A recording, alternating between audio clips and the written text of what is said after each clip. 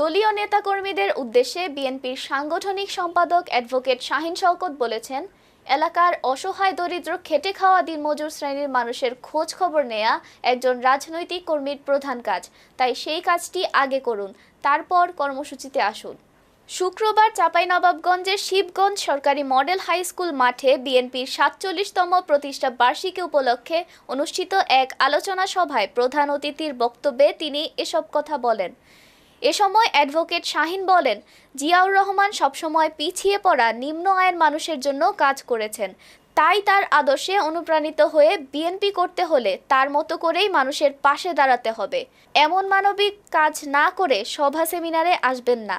উপজেলা বিএনপির যুগ্ম আহ্বায়ক জামাল উদ্দিন অপুর সভাপতিত্বে এতে আরও উপস্থিত ছিলেন জেলা বিএনপির সদস্য সচিব রফিকুল ইসলাম, সিনিয়র যুগ্ম আহ্বায়ক অ্যাডভোকেট রফিকুল ইসলাম টিপু, নাচল উপজেলা বিএনপির সাধারণ সম্পাদক আবু তাহের খোকন, জেলা বিএনপির যুগ্ম আহ্বায়ক হায়াত উদ্দৌলা, জেলা বিএনপির সদস্য আশরাফুল আলম রশিদ, উপজেলা যুবদলের সাবেক সভাপতি জায়েদুল ইসলাম জাহিদ, জেলা বিএনপির সাবেক সাংগঠনিক সম্পাদক আব্দুস সালাম তুহিন সহ বিএনপি ও অঙ্গ সহযোগী সংগঠনের বিভিন্ন স্তরের নেতাকর্মীরা।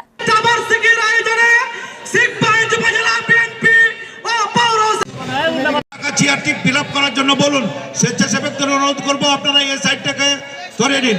আর আমার স্টেজের সামনে আমি স্বেচ্ছাসেবক বৃন্দকে অনুরোধ করবো, বাম সাইডের স্টেজের বাম সাইডের যে লোকগুলো, আজ যদি জিয়াউর রহমান আমাদের মাঝে না থাকতো, আমি তো দেখতে পাচ্ছি যদি আজকে বাংলাদেশ স্বাধীন হতো না হতো, নতুন জায়গা না পেতাম, অনেকেই হয়তো মুগ্ধ হতো, অনেকে আবু সাইদ হতো, অনেকেই হয়তো নাফিজ হতো, অনেকেই তামিম হতো, অনেকেই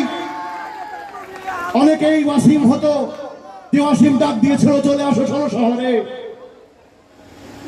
যে ডাকসুর যে ভিপি আবিদুল ইসলাম সে যখন বলেছিল আপনারা কেউ কাউকে ছাইড়া যায় না, আজকে আমরা জিতবই।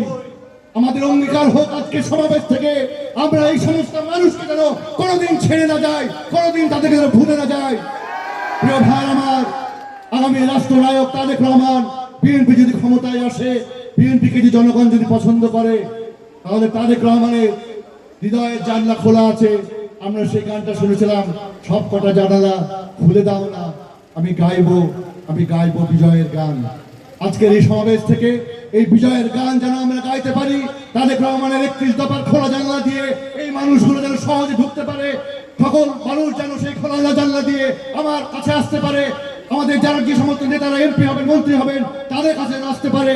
সেই অঙ্গীকার যেন আজকের এই মঞ্চ থেকে আমরা দীপ্ত শপথ দিতে পারি।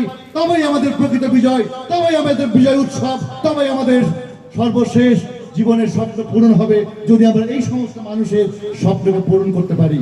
প্রিয় ভাইরা আমার, আর আমি কথা বলতে চাই না, আপনারা সবাই ভালো থাকুন।